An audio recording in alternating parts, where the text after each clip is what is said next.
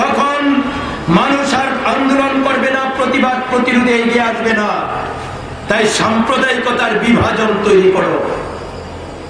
এই সাম্প্রদায়িক দলিত শ্রেণীর স্বার্থ রক্ষাকারী দল বিজেপিতে যারা কাজ করছেন তাদের ৯৯% কংগ্রেস দলের নেতা এবং কর্মী। তাদেরও একাংশ এখন বলছেন বিজেপিতে যাওয়াটা আমাদের ঠিক নয়, সিপিএম দলে অংশগ্রহণ করাই ঠিক। নিজের জীবনের চাক্ষুষ অভিজ্ঞতায় দেখেছেন বামপন্থীরা সারা বছর মানুষের জন্য কাজ করেন।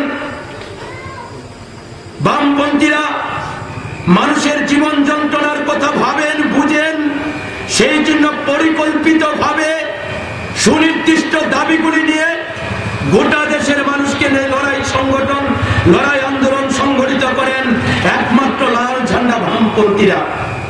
পার্লামেন্টের ভিতরে বাইরে ছাত্রদের কথা, যুবদের কথা, কৃষকদের কথা, শ্রমজীবী মানুষের কথা, সারা দেশের উন্নয়নের জন্য কি করা দরকার এর একমাত্র বাস্তবসম্মত স্লোগান তোলেন বামপন্থীরা।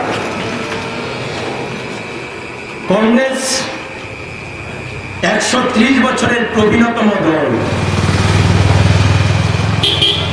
এই দলের মধ্যে এখন আর নীতি নেই। মহাত্মা গান্ধীর আর কংগ্রেস নেই।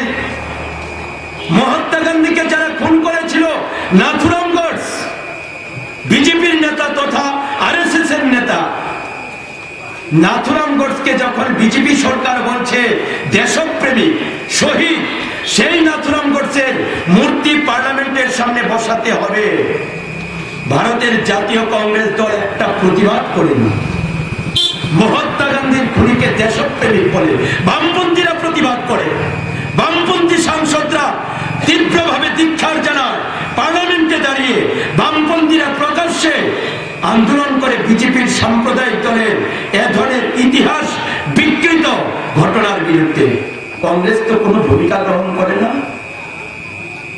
কংগ্রেস দল দিল্লির ক্ষমতায় ছিলেন ৫৫ বছর, গোটা দেশকে পরিচালনা করেছেন। রাজ্যে রাজ্যে কংগ্রেস, গোটা দেশের মানুষ দেখেছেন দেশের মাটির নিচে উপরে এত পর্যাপ্ত প্রাকৃতিক সম্পদ, তা সঠিকভাবে কাজে লাগাতে পারলে বিশ্বকবি রবীন্দ্রনাথ ঠাকুরের কথাই সঠিক বলে বিবেচিত হতো। ভারত লবে জগৎ সবার শ্রেষ্ঠ আসন, পৃথিবীর উন্নত দেশ হতে পারত। আজকে আমাদের দেশ ৩৬ কোটি মানুষ দুবেলা খেতে পারে না, না খেয়ে রাতে উপসে থাকতে হয়। ৪০ কোটি মানুষ নিরক্ষর, ১৭ কোটি মানুষ খোলা আকাশের নিচে থাকে। ওনার বাড়ি বোম্বাই শহর থেকে ৬০০ কিলোমিটার দূরে, বিদর্ভ অঞ্চল চেন্নাই শহর থেকে ১০০০ কিলোমিটার দূরে, দিল্লি শহর থেকে ৭০০-৮০০ কিলোমিটার দূরে। গ্রামে পাহাড়ে কাজ নেই, খাদ্য নেই, তীব্র অর্ধার, অনাহার, সংকট, আত্মহত্যা, মাতার সন্তান বিক্রির ঘটনা। মানুষ দলে দলে গ্রাম পাহাড় ছেড়ে শহরে চলে আসছেন। একটাই লক্ষ্য, শহরে গেলে কাজ পাওয়া যাবে, কাজের বিনিময়ে কিছু ক্ষুধা নিবারণ করা যাবে। আবার তো ১২০০ কিলোমিটার দূরে বাড়িতে ফেরত যাওয়ার সুযোগ নেই।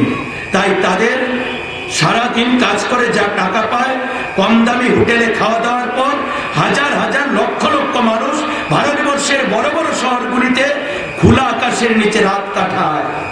ফুটপাতে শুয়ে থাকে, দোকান বন্ধ হলে বারান্দায় শুতে হয়, না হলে রাস্তার উপর, রাস্তা ফ্লাইওভার, উড়াল পুল, তার নিচে আশ্রয় নিতে হয়।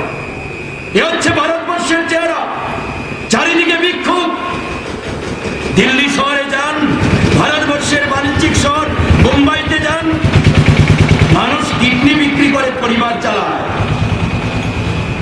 অসহায় হতাশগ্রস্ত মানুষ যখন পরিবার চালাতে পারছে না, হাসপাতালের দালালরা ওদের কাছে চলে যায়। তোমার একটা কিডনি বিক্রি করলে ৫ লক্ষ টাকা পাবে, তোমার কিডনি বিক্রি করে দাও। কিডনিটা দেওয়ার পর তাকে ৫ লক্ষর জায়গায় ১ লক্ষ টাকা দিয়ে বাড়িতে ফেরত পাঠিয়ে দেয়।